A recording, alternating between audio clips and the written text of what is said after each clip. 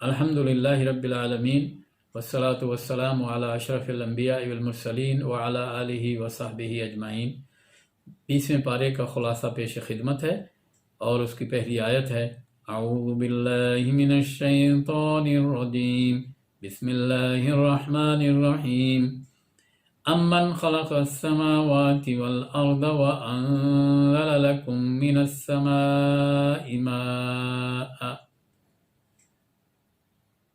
अल्लाह ताला ने फरमाया कि वो कौन है जिसने आसमानों को और ज़मीन को पैदा किया है, और वो कौन है जिसने आसमान से पानी उतारा है और उसके ज़रिए से ये बागात जो हैं खूबसूरत ये उगाए हैं। तुम तो उसका एक दरख्त भी नहीं उगा सकते। आ इलाहुम अल्लाह, क्या अल्लाह के साथ कोई और भी इलाह है? बल हम कौम यादिलून। रसूलुल्लाह सल्लल्लाहु अलैहि वसल्लम से फरमाया गया कि ये तो कौम ही बेइंसाफ है। सूरह नमल के अंदर एक करैक्टर जो मलका सबा का है, उसकी अभी थोड़ी सी एक झलक आपको जो कुरान ने पेश की है। हज़रत सुलेमान अलैहिस्सलाम ने जब पूरे तख्त को मंगवा लिया और उसके अंदर मलका सबा भी थी, तो वहाँ उसको ये कहा गया कि तुम इस अपने महल में दाखिल हो, और फिर पूछा गया कि क्या ये महल तुम्हारे महल की तरह है? तो उसने कहा कन्नहू, हाँ है तो लगता उसी तरह है। और फिर वो उस वक्त जो है उस महल में दाखिल होती है और वो समझती है कि ये शायद पानी का हौज़ है, जबकि हज़रत सुलेमान अलैहिस्सलाम ने कहा कि नहीं, ये शीशे का चिकना फर्श है, क्योंकि उसने जो है अपने पैंचे जो हैं वो ऊपर उठा लिए थे। और उसके बाद उसने जब ये सारा कुछ देखा तो वो ये कहने पर मजबूर हो गई, और उसने क्या कहा, असलम तो मा सुलेमान लिल्लाहि रब्बिल आलमीन, क्योंकि उसने ये सारा कुछ देखा और हज़रत सुलेमान अलैहिस्सलाम की ताकत देखी और उनका अखलाक देखा, उनका तकवा देखा, तो उसके बाद तो उसको यही कहना चाहिए था। और उसके अंदर ये सलाहियत मौजूद थी कि वो निशानियां देख के वो ईमान ले आए, लिहाजा वो ईमान ले आई। तो अल्लाह ताला जो है वो फरमाता है कि इनसे कहा जाए क्या अल्लाह बेहतर है या वो माबूद जिन्हें तुम शरीक ठहराते हो, वो कि उसने अपने एक बंदे को यानी सुलेमान अलैहिस्सलाम को इतनी ताकत दी है। तो यहाँ ये 5 मरतबा कहा गया आ इलाहुम अल्लाह, आ इलाहुम अल्लाह, आ इलाहुम अल्लाह, यानी वो जिसने ज़मीन पैदा की, आसमान से पानी उतारा और बागात उगाए, वो जिसने ज़मीन को जाए करार बनाया और पहाड़ों को मेखें बनाकर और समंदरों के दरमियान पर्दे हायल कर दिए, वो जो बेकरारों की दुआ सुनता है और उसकी तकलीफ़ को रफ़ा भी करता है, और तुम्हें ज़मीन का खलीफा बनाया है। आ इलाहुम अल्लाह, फिर भी अल्लाह के साथ कोई और होगा जो खुश्की और समंदर की तारीकियों में तुम्हें रास्ते दिखाता है, और वो खुशखबरियाँ लाता है हवा के ज़रिए बारिश की। क्या वही नहीं है जिसने खल्क़ की इब्तिदा की और उसको वो दोबारा लौटाएगा भी सही, और तुम्हें वो आसमान से रिज़्क़ देता है। इनसे कहो ज़मीन में चल फिर कर देखो और तुम्हें पहली कौमें नज़र आएंगी। फिर एक क़यामत का मंज़र भी बयान किया गया है, जब ज़मीन और आसमान में रहने वाले सब डर जाएंगे, सूर फूका जाएगा, और वो नहीं डरेंगे जिनको अल्लाह ताला जो है यानी अहले ईमान नहीं डरेंगे। और देखिए न, तुम देखते नहीं हो कि पहाड़ जो हैं ये जो आज इतने खड़े हुए हैं, ये उस दिन जो हैं ये उड़ते हुए नज़र आएंगे, और ये सब अल्लाह की कुदरत है। और अल्लाह ताला ने इसमें फरमाया कि आप कह दीजिए मुझे हुक्म दिया गया है कि इस शहर मक्का के रब की इबादत करूं जिसको उसने हरम बनाया है, मैं मुस्लिम बनकर अपनी ज़िंदगी गुजारूं और कुरान की तिलावत करूं, इसका मुझे हुक्म दिया गया है। और ये भी कह दीजिए कि तारीफ़ सब अल्लाह ताला के लिए, वो अनकरीब तुम्हें निशानियां दिखाएगा जिन्हें तुम जान लोगे, लेकिन तुम ईमान नहीं लाने वाले। फिर इसके बाद जो है सूरह अल-क़सस है, और क़सस जो है लुग़त के लिहाज, अरबी ज़ुबान के लिहाज से इसमें दरअसल तरतीब वार वो वाक़यात बयान किए गए हैं जिसमें हज़रत मूसा अलैहिस्सलाम और انہوں نے کہاں پرورش پائی، پورا قصہ جو ہے اس کے اندر پوری تفصیل کے ساتھ پہلی دفعہ، پہلے آتا رہا ہے یہ قصہ لیکن وہ اتنا تفصیل کے ساتھ نہیں تھا۔ اور یہ صورت جو ہے اس میں پوری تفصیل موجود ہے۔ موسیٰ اور فرعون کا قصہ جو اس کے پورے اجزاء کے ساتھ اس میں موجود ہے، ایمان والوں کے لیے اس کے اندر جو ہیں وہ نشانیاں ہیں، اور وہ اس کو جو ہے فرعون کیا تھا۔ فرعون نے دراصل جو پالیسی اختیار کی ہوئی تھی، جو آج کا محاورہ بھی ہے کہ ڈیوائڈ اینڈ رول، اس نے، قرآن کہتا ہے کہ اس نے بنی اسرائیل کے اندر جو ہے وہ ٹکڑے ٹکڑے کیے ہوئے تھے، عوام کو ایک دوسرے سے لڑاتا رہتا تھا، وہ فسادی تھا۔ اور اس کے ساتھ جو ہے اور اس کے جو حمایتی تھے حامان بھی تھا، اور ان کے لشکروں کو اللہ تعالیٰ جو ہے اس نے تباہ کیا۔ اور وہ اللہ تعالیٰ نے فرمایا کہ ہم نے بنی اسرائیل کمزور لوگوں پر احسان کیا کہ تمہیں ہم نے امام بنا دیا، اور فرعون کو جو ہے اس کو غرق کیا۔ اور یہاں پھر حضرت موسیٰ علیہ السلام کی ولادت اور اس کے بعد ان کی والدہ کا جو ہے وہ سمندر میں ان کو پانی کے حوالے کرنا، یہ سارا کچھ اس وقت جو ہے موسیٰ علیہ السلام کی والدہ کو اللہ تعالیٰ نے وحی کی اور بتایا کہ تم ڈرو نہیں، اور یہ واپس تمہارے پاس آ جائیں گے۔ وہ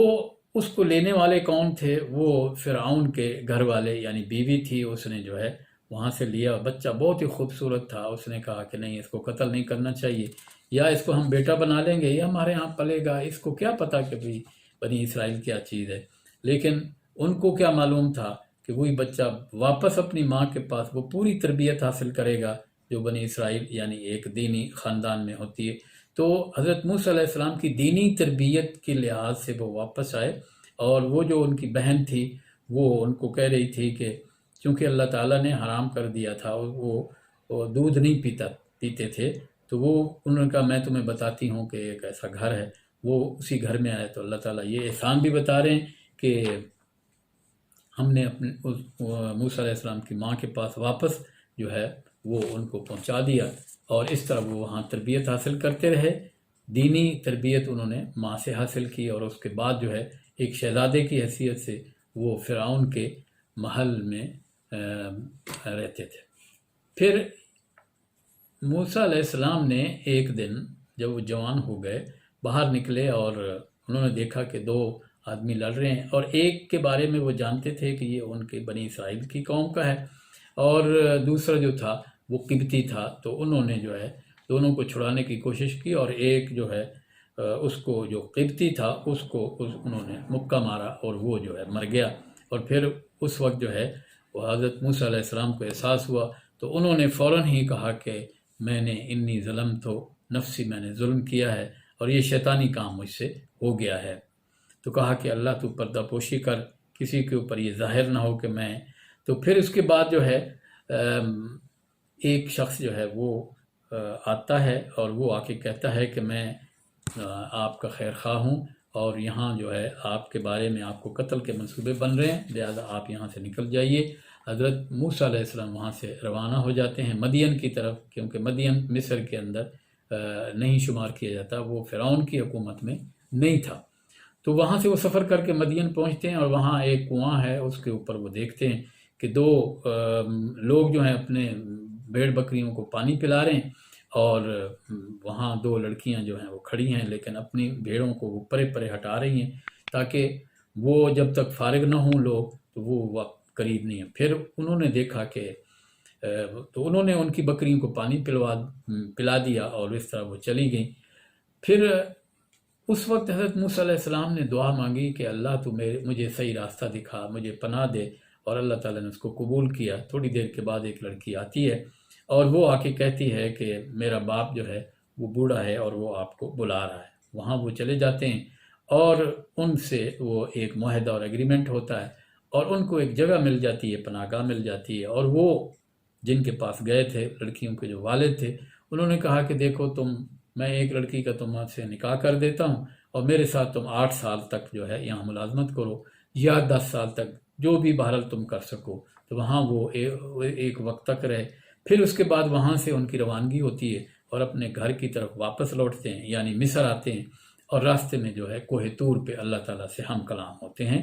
اور اللہ تعالیٰ نے اس وقت یہ فرمایا تھا کہ میں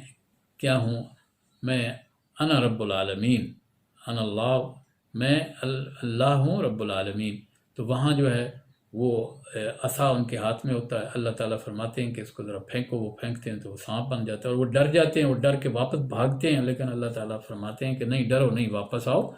اور یہ عصا لے لو، تم محفوظ ہو، ابھی تمہیں کوئی خطرہ نہیں ہے۔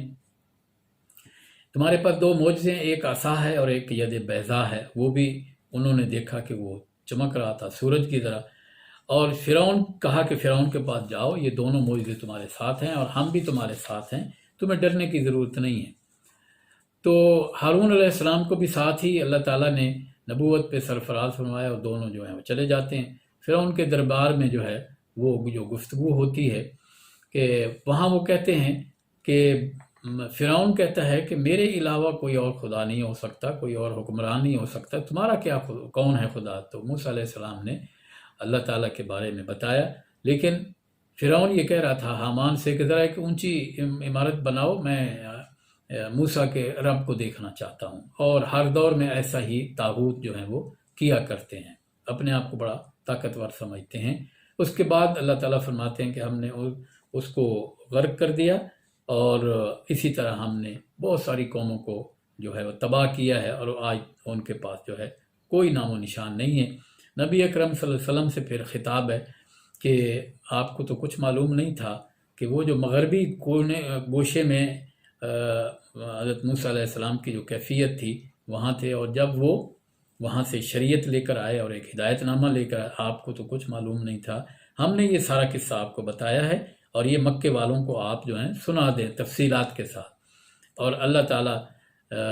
نے فرمایا کہ آپ صلی اللہ علیہ وسلم ہدایت کسی کو نہیں دے سکتے۔ یہ جو ہے یہ ابو طالب کے بارے میں یہ آیت جو ہے نازل ہوئی۔ رسول اللہ صلی اللہ علیہ وسلم چاہتے تھے کہ ابو طالب جو ہیں وہ کلمہ پڑھ لیں، فوت ہوتے، لیکن وہ اپنے دین ابراہیم پہ جو ہے فوت ہوئے اور وہ کلمہ نہ پڑھ سکے۔ پھر قارون کی جو سرکشی، جو بہت بڑا مالدار تھا، وہ موسیٰ علیہ السلام کی جو ہے قوم سے تھا، لیکن وہ فرعون کے ساتھ مل گیا، اور اس کے خزانے اتنے تھے کہ بڑی بڑی طاقتور لوگ جو ہیں وہ ان کے گروہ ان کی چابیاں اٹھا کر چلتے تھے، اور وہ یہ کہتا تھا کہ یہ انی اوتی تو میں علم، یہ جو کچھ مجھے دیا گیا ہے یہ میرا کمال ہے اس کے اندر۔ اور پھر اس کے بعد جو ہے وہ اللہ تعالیٰ نے یہاں اس میں فرمایا ہے کہ تم کسی دوسرے کو نہ پکارو، صرف وہی معبود ہے اور اسی کی طرف تمہیں پلٹنا ہے، اور حکمرانی بھی اسی کی ہے۔ اس کے بعد سورہ العنکبوت جو ہے وہ مکڑی کو کہتے ہیں۔ اس میں کیفیت یہ ہے کہ مکہ میں جو نوجوان تھے ان کو یہ بتایا گیا ہے کہ وہ جب ہر گھر میں ایک ایک نوجوان تو مسلمان ہو چکا تھا، اور ان کے گھر والے یعنی جو والدین تھے وہ کہتے تھے تم جس قرآن پر ایمان لائے ہو اس کے اندر بھی تو والدین کی اطاعت کی بات کی گئی ہے، تو تم ہماری اطاعت نہیں کرتے ہو۔ تو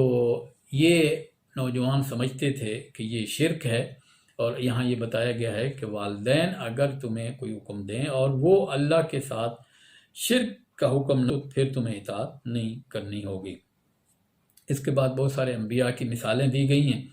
اور کہا گیا کہ نوح علیہ السلام 950 سال تک یہ دعوت دیتے رہے، اللہ کی طرف لوگوں کو بلاتے رہے، اور پھر اس کے بعد ابراہیم علیہ السلام کی ہجرت کا جو ہے اس کی تفصیل آتی ہے کہ وہ کیوں چھوڑ چھاڑ کے سب کچھ چلے گئے، کیونکہ وہاں اپنے دین کے مطابق زندگی گزارنا ان کے لیے مشکل ہو گیا تھا۔ پھر شعیب علیہ السلام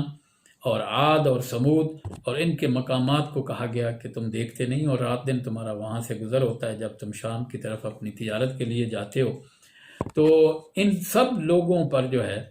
جتنی بھی ان قوموں پر عذاب آئے ہیں انہوں نے اپنے انبیاء کی بات کو نہیں مانا۔ تو مکہ میں ان مسلم جو مکے والے تھے، نوجوان خاص طور پر، ان کو یہ کہا گیا کہ کیا تم نے سمجھا ہے کہ تمہیں جو ہے چھوڑ دیا جائے گا، اور صرف تم نے جو ہے یہ کہہ دیا کہ ہم اللہ پر ایمان لائیں، اور تمہیں آزمایا نہیں جائے گا، تمہیں ضرور آزمایا جائے گا، تاکہ اللہ تعالیٰ یہ دیکھے کہ وہ کون سچا ہے اور کون کھرا ہے۔ اور اس کے بعد ایک مکڑی کی مثال دی گئی ہے کہ یہ مکے والے جن معبودوں پر بھروسہ کر کے بیٹھے ہیں وہ تو کسی کھاتے کے نہیں ہیں، وہ تو کچھ بھی نہیں طاقت رکھتے، اور اللہ تعالیٰ نے کہا ہے کہ یہ جو مکڑی ہے اس کا گھر سب سے زیادہ کمزور ترین گھر ہوتا ہے۔ تو ان معبودوں کی بھی جو ان کے ہیں ان کا حال بھی یہی ہے۔ تو لیکن اس مکڑی کے اندر جو کمزور ترین مخلوق ہے اس کا گھر بھی بہت کمزور ترین ہوتا ہے، اس کے اندر مومنوں کے لیے جو ہے وہ نشانیاں ہیں، اور انہی کو دیکھ کے وہ جو ہے ایمان لے آتے ہیں۔ وآخر دعوانا الحمدللہ رب العالمین۔